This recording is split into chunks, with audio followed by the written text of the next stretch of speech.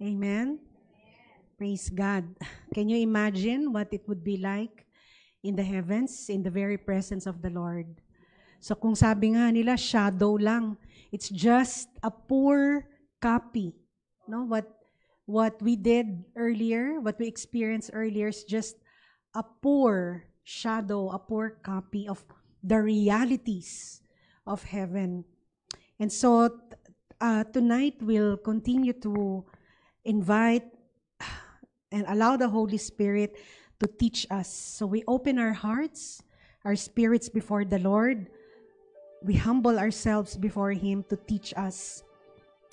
Unlocking the secret of prayer. Thank you, Pastor Peter. Hallelujah, God. His presence is here. It's very thick. As Pastor Wen said, He's passing by, He's touching us, He's releasing healing, He's mending wounds, deep wounds. He is setting the captives free. He is delivering you, some people, out of darkness into His light. Thank you, Lord. Holy Spirit, teach us.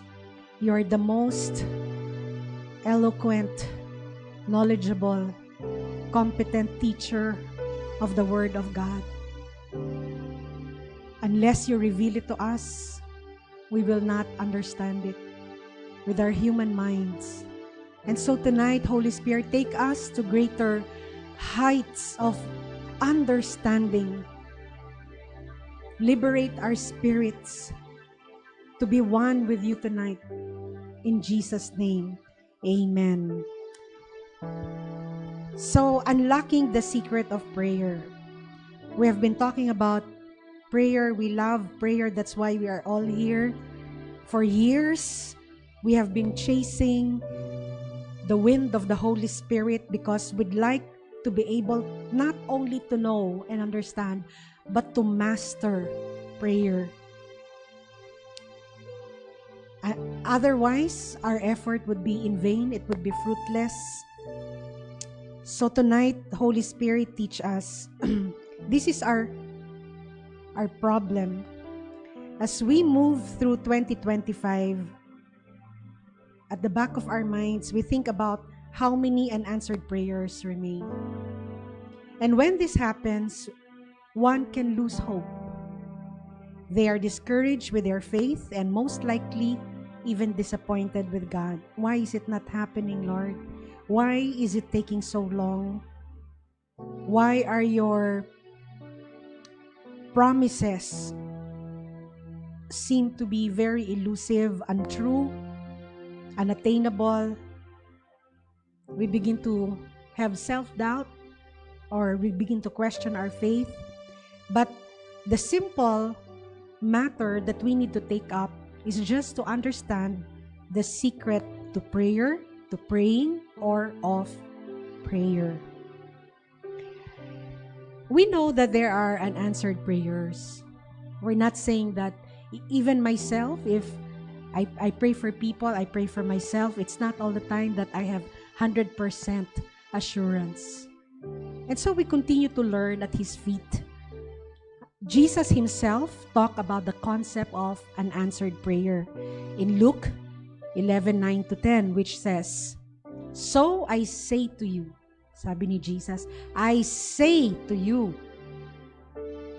It seems, no, na the crowd He was addressing, may mga unanswered prayers, may mga vague matters about prayer. Kaya ang sabi niya, ask and it will be given.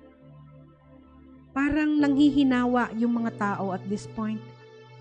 Seek and you will find. Knock and the door will be opened to you. For everyone who asks, receives. The one who seeks, finds. And to the one who knocks, the door will be open. So sometimes, we go through this portion of Scripture thinking that it's more of an instruction. But behind it is the heart of God, desiring for all our prayers to be answered. And so, we'd like to discover more, go deeper into the matter of prayer, so that whenever we pray, our confidence to receive, for our prayers to be answered, would be relatively high, achievable, attainable.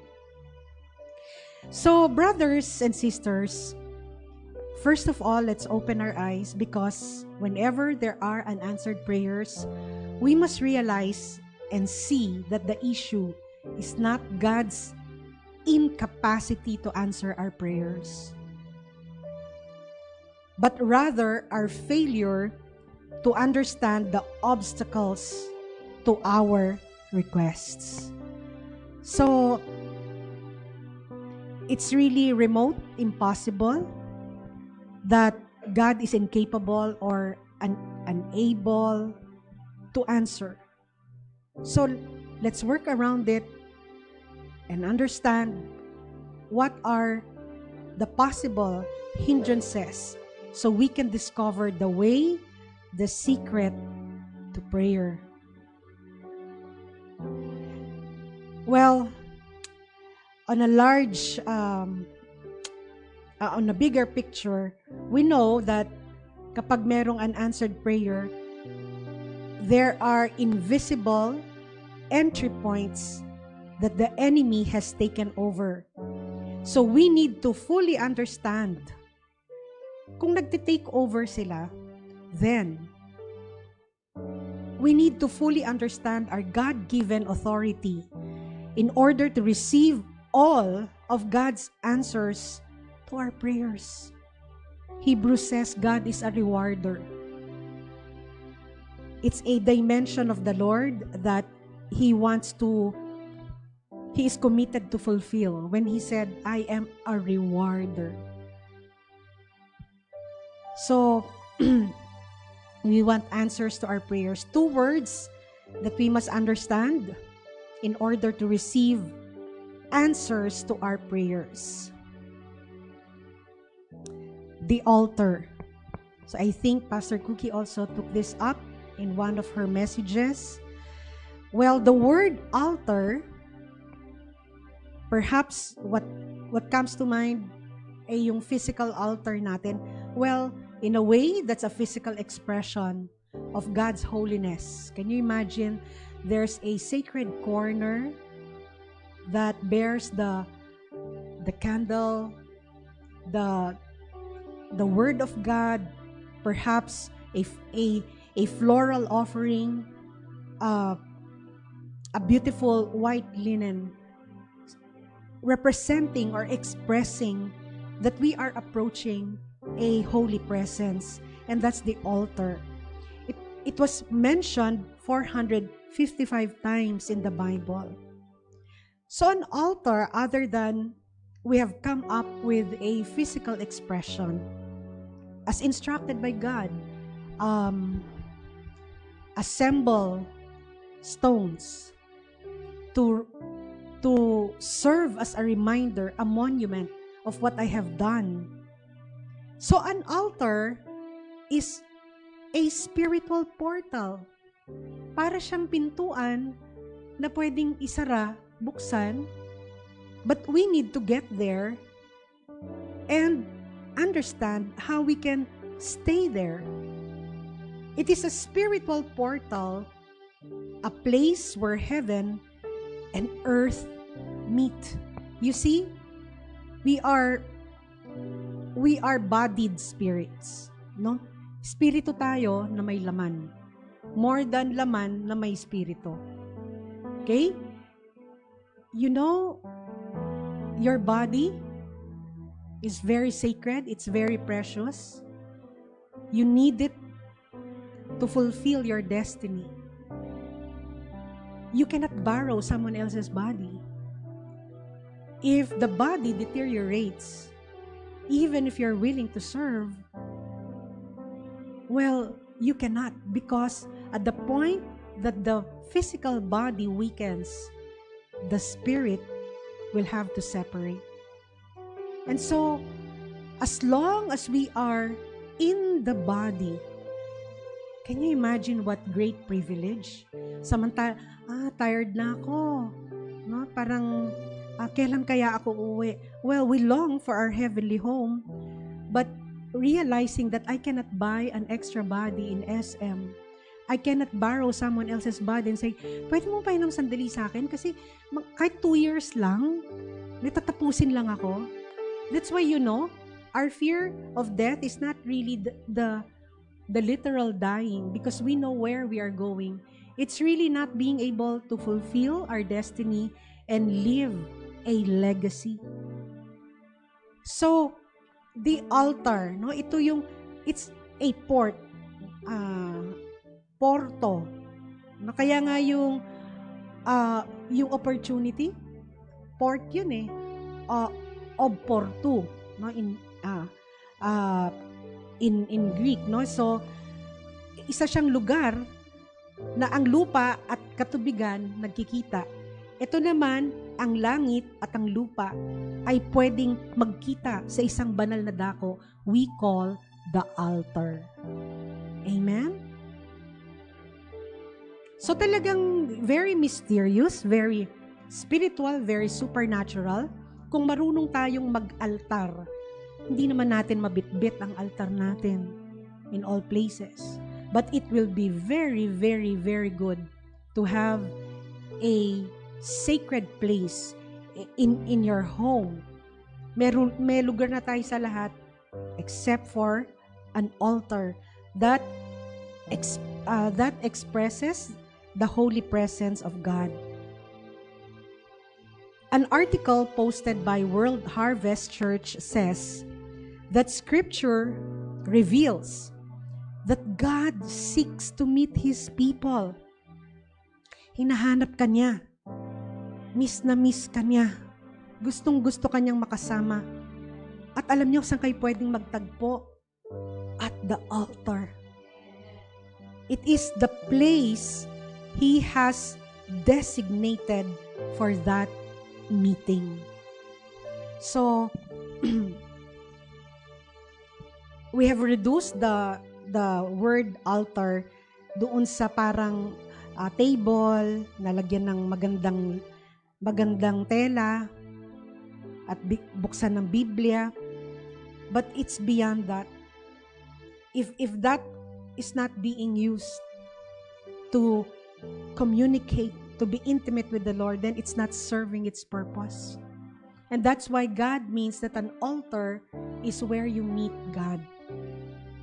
Okay, later, we'll expound on that. 3 points to learn tonight. Number 1, so that we can get answered prayers, let's understand how we can overcome through shared dominion. Okay? Then God said, let us make man in our image, after our likeness, and let them have dominion over the fish of the sea, and over the birds of the heavens, and over the livestock, and over all the earth, and over every creeping thing that creeps on the earth. Anointing is something that I can improve on. While the Holy Spirit is giving it is something that thickens over time if you use it. Ganon din ang dominion. Kapag binigay sa atin, pag hindi mo ginamit, it's useless. It's useless. So to have dominion, meaning you really have to use it, exercise it, and act it out on situations kung saan kailangan. When you are in charge of something or rule it, you have dominion over it. Dictionary.com says, a king has dominion over his kingdom. So ito yung sinasabi kanina na ni Divida, kailangan ng king ng domain. Okay? King domain. So, domain yung doon sa building ni Yushchenko sa Yushchenko Plaza, no? Or tower, that's a domain na naka-extend, no? Canada. So, napaka-importante ng domain. Because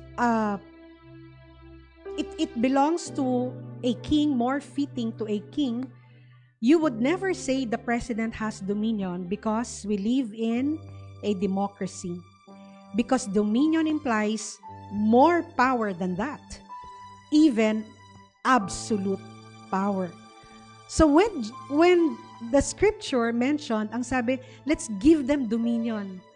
So it's not even time-bound. It's not even limited. It's absolute. Okay?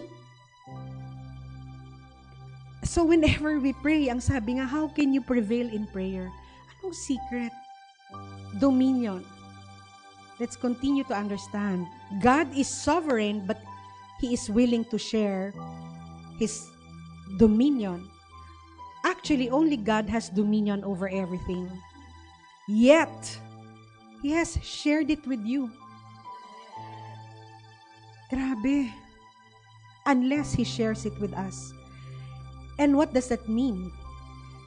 God desires to partner with us. Sabi niya, sige, ano yung tawag dun sa mga, hindi naman sila yung talagang police, pero pag in-empower sila, deputized, right? No? So, in a way, something like that, ang sabi, sige, partner tayo, para magkaroon ka ng galangin ka dyan, i-deputize kita. Can you imagine si God? Whenever you pray, you are deputized. You have dominion, the dominion of God. Siya na yung nagsabi, let us give man dominion. God desires to partner with us. Ba't niya ibibigay? Hindi mo ibibigay yan. Would you want to share your power with someone else? No way, right? But, as Christians, as believers, in prayer, we operate under the principle of shared dominion. So every time you go before the presence of God, ito yung gusto niyang isipin natin, shared dominion. Prayer is God's invisible legal entry into the realm of man. God will not force His will on us. He wants His work to be done legally. God cannot work or use someone in whose life He is not welcome. God declared the world as our domain. Sabi niya, I put man in charge. Kaya siya, nilimit niya ang ating boundaries. Ang first heaven, which is His throne, doon lang yan sa 24 elders. Wala naman tayong authority doon eh. Hanggang dito lang yung ating authority. Amen? But then, since we are in charge dito sa lupa, that's why God is always looking for partners. Naghahanap siya ng willing host na kapag gustong makipartner kay God, the will of God can be enforced. That's the only time. Why? God will not force His will unless someone will cooperate with Him, someone will partner with Him. Bakit? He wants His work to be done legally. Pwedeng-pwede niyang gawin yon because He is sovereign. But since He has put man in charge, kapag hindi siya welcome sa buhay mo, hindi siya makakakilos, hindi siya kikilos. Hindi siya welcome sa pamilya niyo, hindi siya makakakilos. So you see, God can really, as God, can force His way, His will on man, but He's not doing it. Why? He wants partnership. Because God cannot work or use someone in whose life He is not welcome. Sabi mo, sa likod mo, gagamitin ka ni God. Diba? Kaya ang saya-saya dito kasi alam mo, kung sa RCBC Tower, ang sabi nga ng ating UN expert, no, si Vida, you're in you're in another territory, another domain. Alam mo, feeling ko dito, pagpasok natin, ibang domain to eh. May anointing na tong lugar na to eh.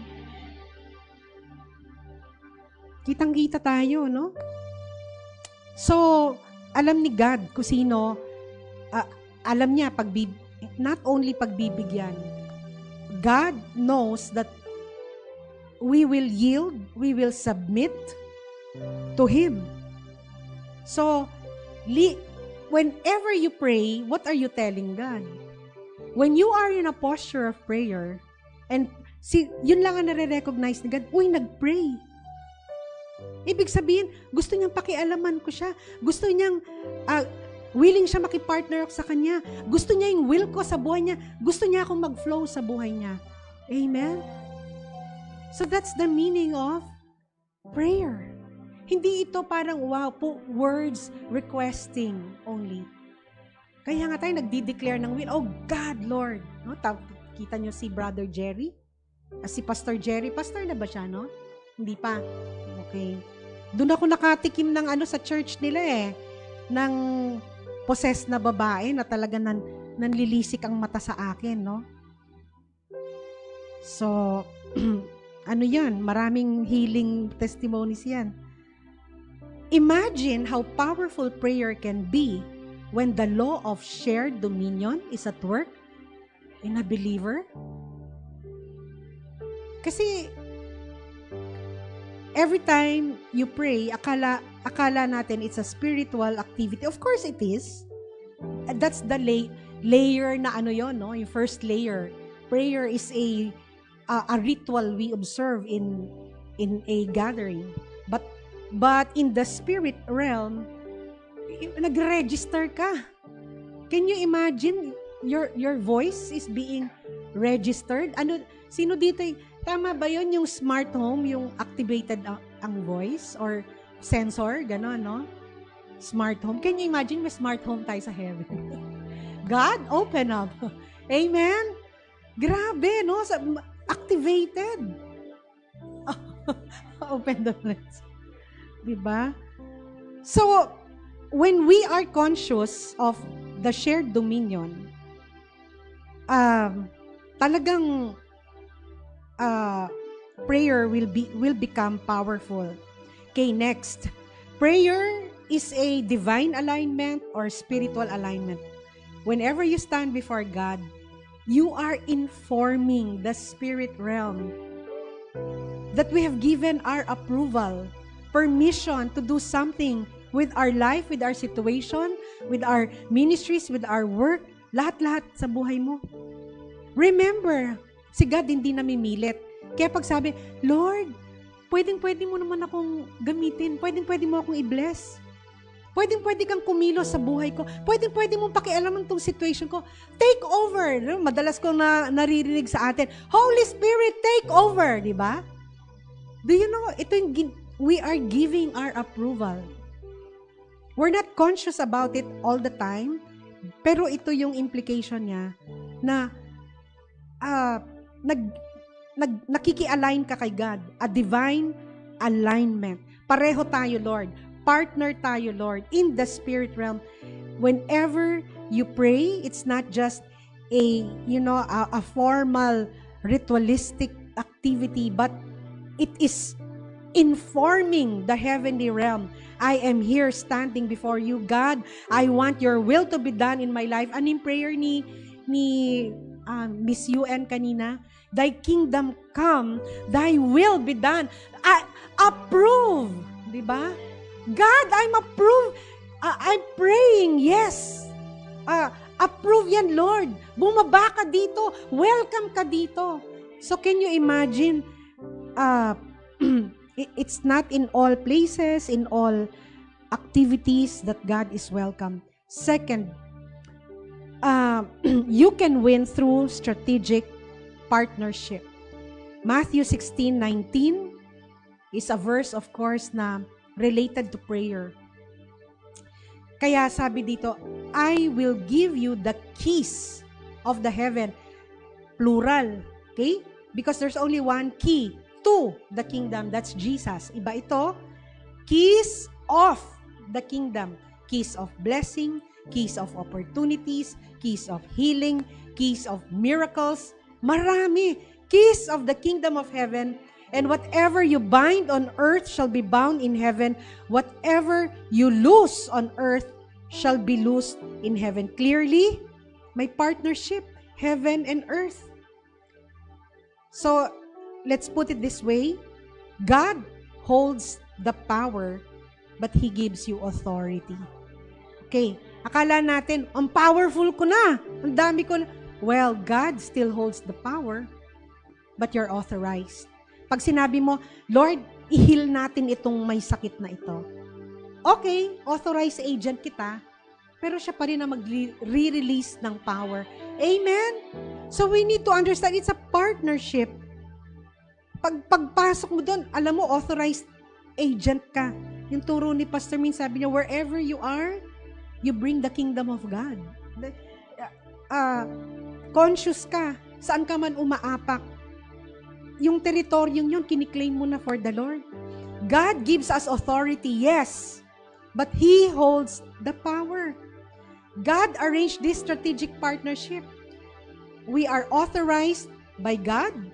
Nevertheless, when we want to do something like healing, like declaring a breakthrough for somebody else's situation, a restoration, a reconciliation, whatever supernatural na gusto nating makita, well, we must be supernaturally empowered by the Holy Spirit. Authorized ka na at that specific moment of need of heaven, divine intervention, look to the Holy Spirit for power. We must seek the Holy Spirit's help in activating His power within us. Paano? As I have mentioned, prayer accomplishes that. It connects the realm of man with the realm of the spirit. I'm a bodied spirit, but I'm still in the body.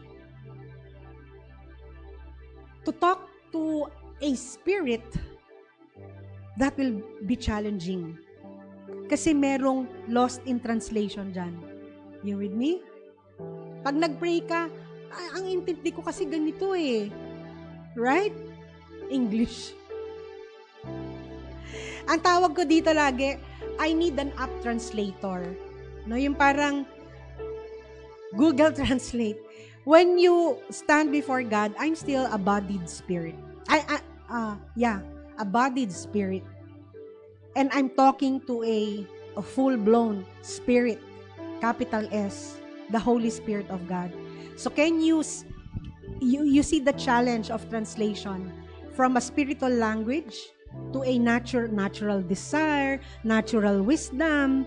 Kaya nga tayo inaangat ni God na maging supernatural.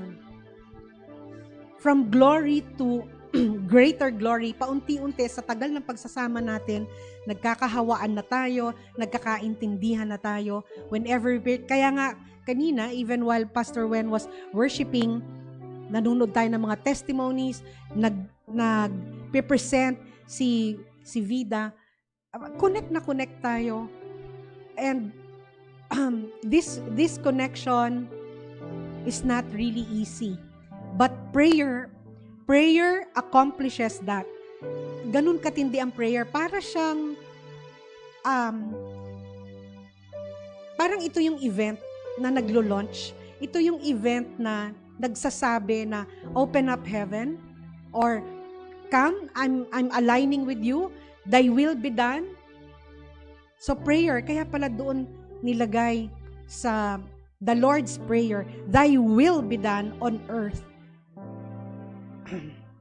So can you imagine the power that could flow through you? And sadly, regrettably, Satan recognizes. Takot na takot siya pag nag-partner ang Diyos at ang tao. Bakit? May host na eh. May gagawa na eh. May partner na siya. That's why it's very strategic. Satan recognizes God and man's strategic partnership. And Satan too desires to invade the world of man as well, so that he can release his power and influence all over. Sabi ni Satan, ako nga rin, maghahanap ako ng partner ko. Right? So there's always a counterfeit. Hindi tayo yon. Wala sa virgin del, ano? So, prayer is a place of exchange. You submit your prayers and you receive His power. Okay? Encounter.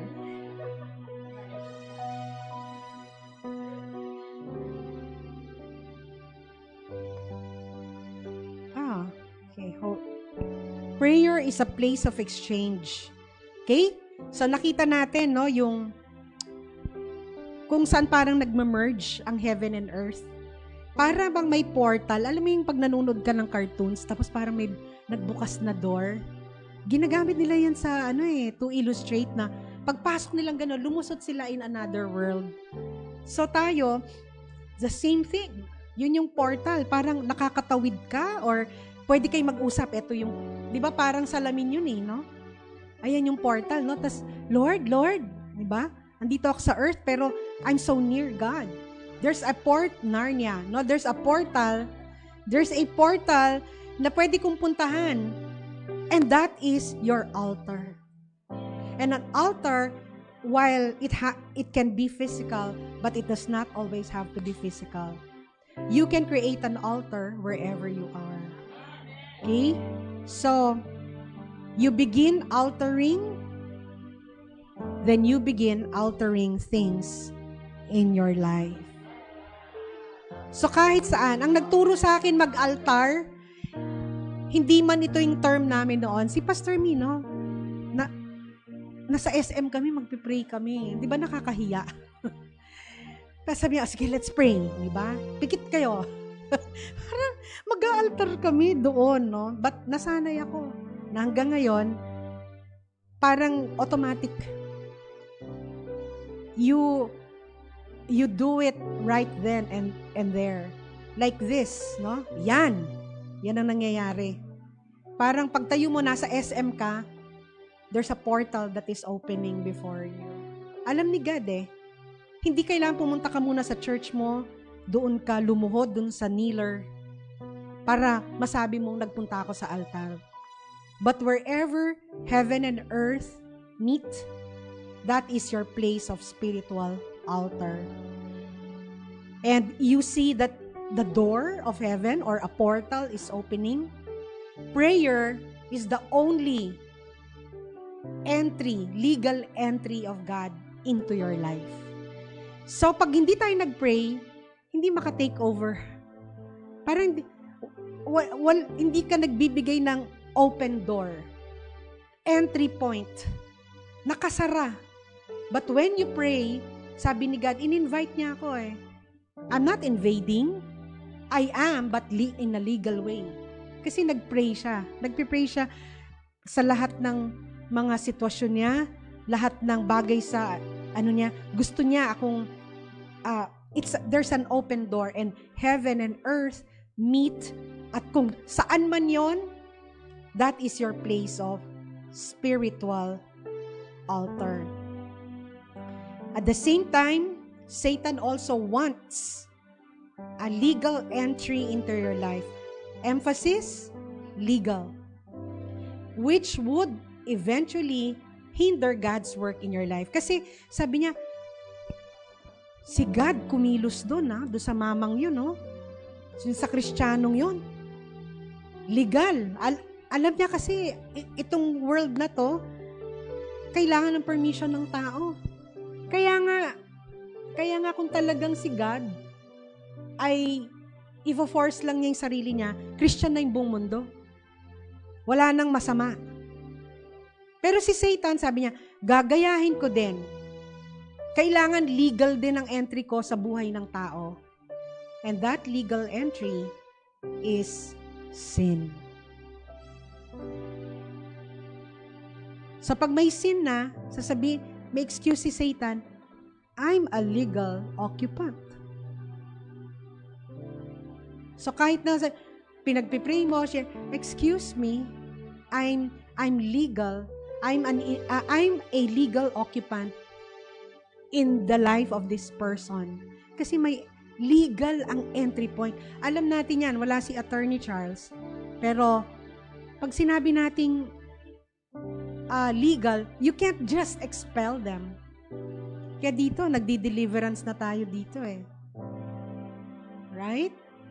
Kasi kung legal siya, you can't just kick this out. Bumukas din ang pintuan, nag-altar din, pero maling altar. Demonic altars. Kaya minsan, hindi natin alam, nagturo na ako ng bloodline dito, no? Yung sometimes our forefathers made covenants. You were committed to an altar na hindi mo alam. And it's still at work. Why? It's still legal until it's broken. Ang tawag doon, legal term, Pastor Cookie. Eviction, legal. A court decision, no? Yung ganon. And the decision can only be released by the highest court of heaven. Okay. So now, kaya pareho lang eh. Si God may legal entry. Kapag sinasabi natin, Lord, gusto ko ikaw eh.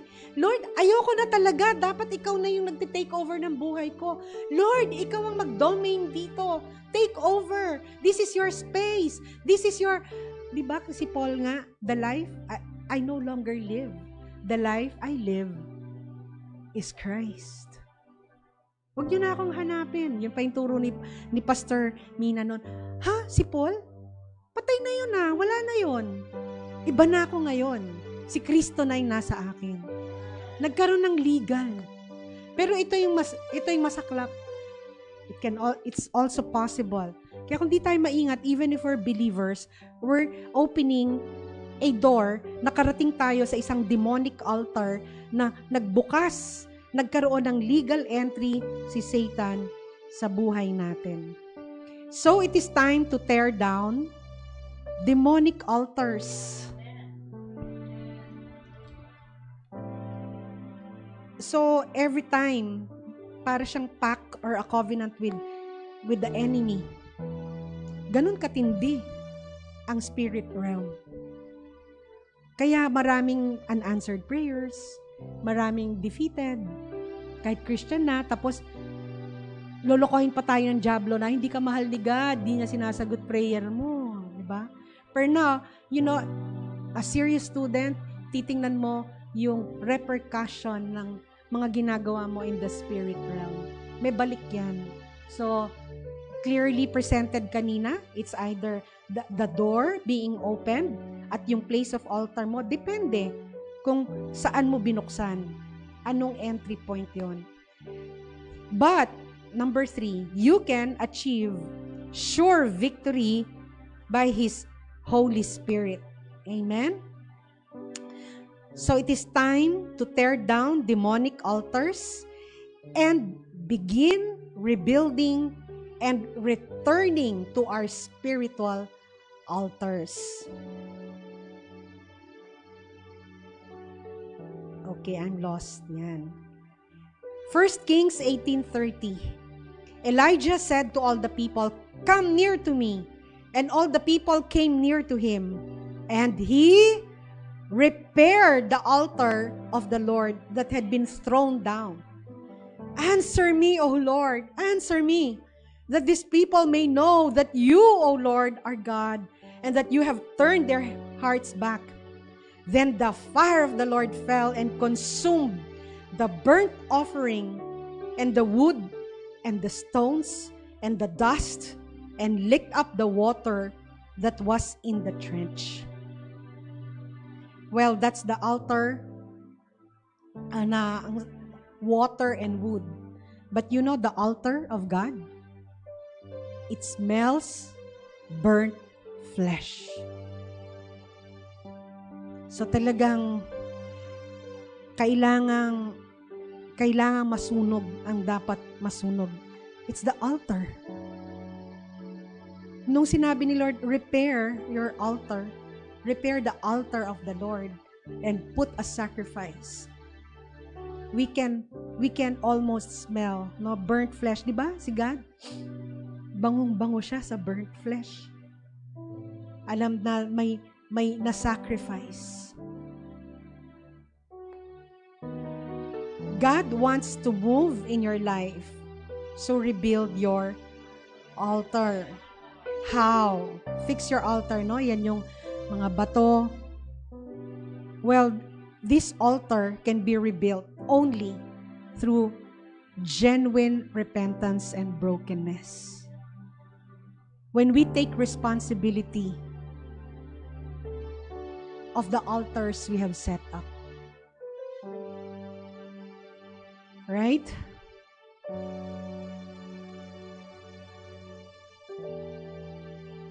Moses knew the secret. Sabi niya, hindi tayo papansinin ni God unless we repent as a nation. Also Daniel, David, repent. John the Baptist, Jesus, no? Repent, for the kingdom of God is near. And look what happened to unrepentant Sodom and Gomorrah. Judgment. Kaya makikita mo, you can be restored. But the key to restoration is genuine brokenness before God and repentance. Yung talaga, Lord, isa-isahin mo na kay God. Release mo na. And even Jonah refused to minister to Nineveh. Alam niya pag nag-repent, i-forgive sila ni God. Sabi niya, I better not tell. Sabi niya, naku, ang power ng repentance, it can restore even a whole nation. Right? So, we take responsibility of the altars we have set up. We pray for our nation and nations of the world. But we must repent of the insults, the curses that might have flown out of our mouth, so that we can receive God's mercy. In all our prayers, in all our situations, only the mercies of God can help us. Kaya kung walang tatawag, kung walang magre-rebuild ng altar, kailangan ng ng offering. Sacrifice. God requires a sacrifice. Walang silbing altar kung walang sacrifice. And the sacrifice is not, of course, it's expressed into your volunteer work, ministry, that's counted. But here, the sacrifice is ourselves. So we examine our hearts. Examine our hearts and bring before the Lord, Lord, help me repair my altar. Mukhang sa ibang altar ako nakarating. But Lord, restore me to you. Restore me to your favor. Restore me to your righteousness. Restore me. That's why in Romans 12 it says about living sacrifice. So people of God, again, even as we pray powerful prayers, but sometimes we think how much of our prayers, yung talagang wow, no, we're moving. Again, it's partnership, our prayers and the mercies of God. And spiritual altar, look at Paul and Silas. They were chained. Anong tawag doon? Yung yung paa nila. Anong ang tawag doon? shackles, no? And they didn't care about the other prisoners. They just said, let's worship. Let's create a spiritual altar right here in this prison. Kahit na nakakulong sila. And they created an altar as they started to sing in worship despite their situation, knowing that they are altering and there will be altering of their situation. Amen? So wherever you are in the midst of a prison cell, in the midst of a situation na feeling mo, there's no way out, I'm stuck, I'm caught, I'm trapped. This is the most unlikely, ideal, no? The not ideal place to worship. But wherever you are, when you set up an altar, God honors it, and God knows that you are asking Him, you are aligning with His will, asking Him to take over your situation, that there is a domain that you are surrendering unto the Lord, a situation, an object, a problem, whatever. When you do altering right then and there, a spiritual portal is created, and a door opens, and heaven and earth meet. Amen? And I think, okay, because if we do not fix our altar, fire from heaven cannot fall. Just like Elijah first rebuild, then God will release.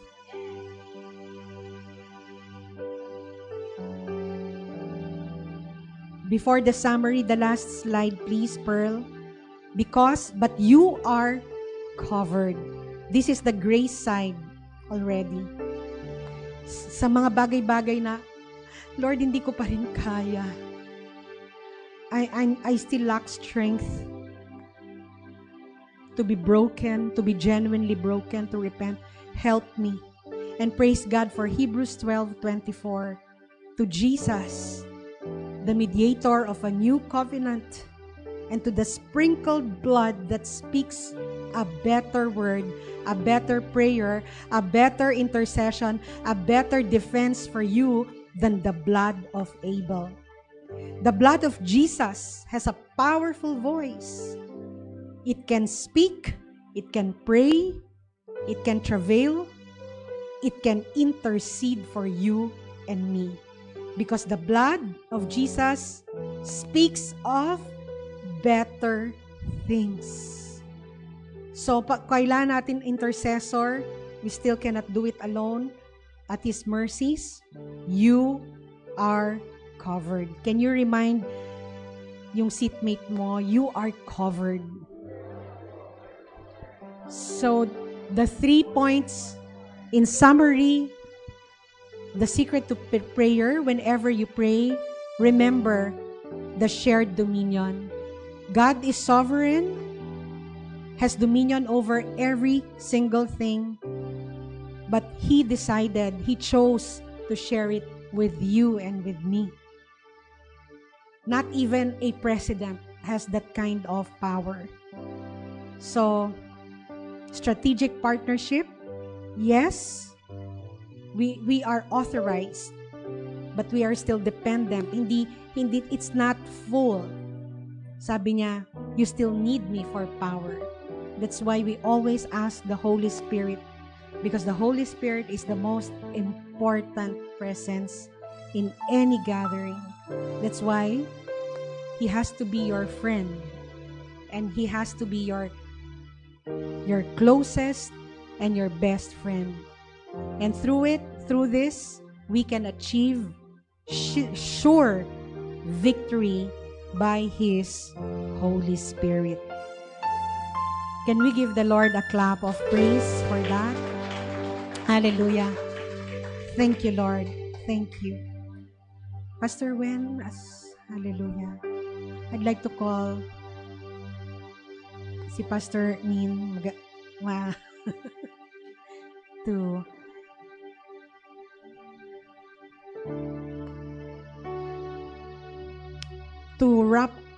not wrap up, to solidify everything, to remind all the family of LGI of the shared dominion, the strategic partnership, and the sure victory that we have in prayer through Christ by His Spirit. Amen and amen. Be reflective as Pastor Wen sing a portion, and as the Holy Spirit's led by as Pastor Mina's led by the Spirit, we shall all pray.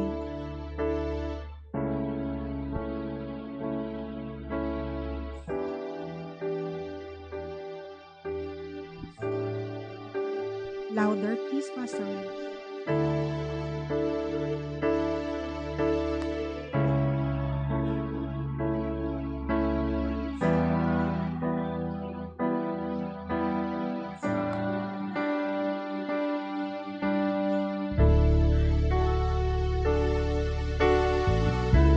Hallelujah.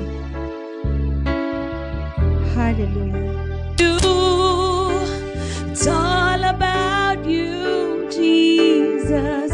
I'm sorry, Lord, for the thing I've made. And it's all about you. It's all about you, Jesus. I'm coming back.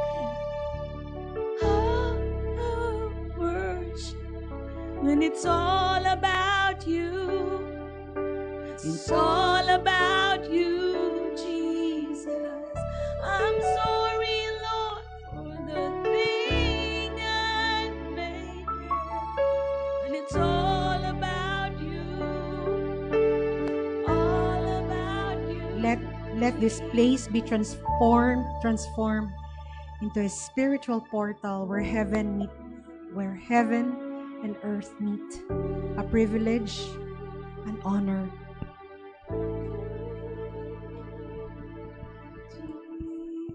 Praise God. I was telling Pastor Cookie, excited na ako mag-pray. Kaya narinig mo yata yung sinabi ko. And so, let us continue to be expectant kasi today we will create a spiritual altar. Sabi nga, as we worship, nagta-transform. Amen. When we say, I agree with God that He's my partner, Hallelujah. we receive, it is His power, and we receive authority. Amen. We can have dominion. Amen. And yung key is repentance. Let us all rise, and I believe that you can really open that realm. You can right now. Let's close our eyes. Kung ano yung hinihingi nyo kay God, is there something that you need to repent about in your life? You know, it is so easy.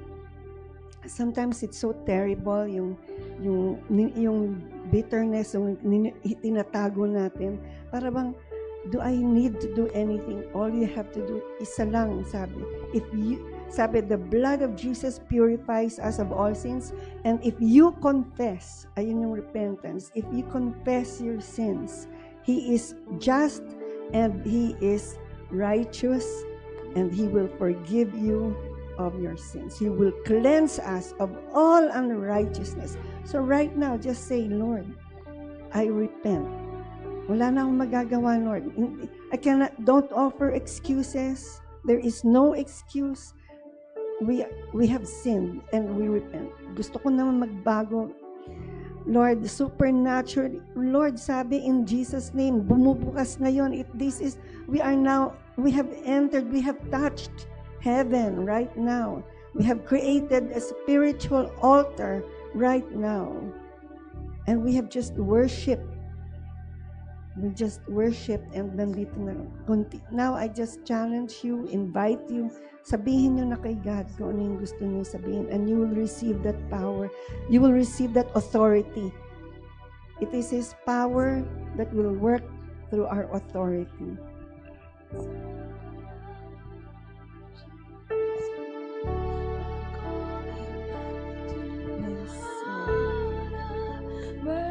Right now, oh God. It's all about you. It's happening. You're washing them. It's You're all washing us. You're about cleansing you, us. Jesus, I'm sorry. Now, exercise your dominion. Exercise your authority. What do you want? What do you want to happen? Lord, I want a new life. I want a new relationship. I want what is it? You can declare it. Sinong pinagpipray nyo? We can declare, we can command, we can claim it in Jesus' name. I'm sorry, Lord, for the thing I made, and it's all about you. It's all about you, Jesus. Mga kapatid, when Pastor Chris was preaching, I was already listing down yung mga prayers ko na hindi pa nasasagot. Prayers for people, prayers for salvation, for mga iniiyak ng puso. Right now, I hope na nailista niyo na because I don't know how God will answer, but because we have entered an open portal, it's going to happen. If you say amen, Jesus will say yes. Amen. Amen.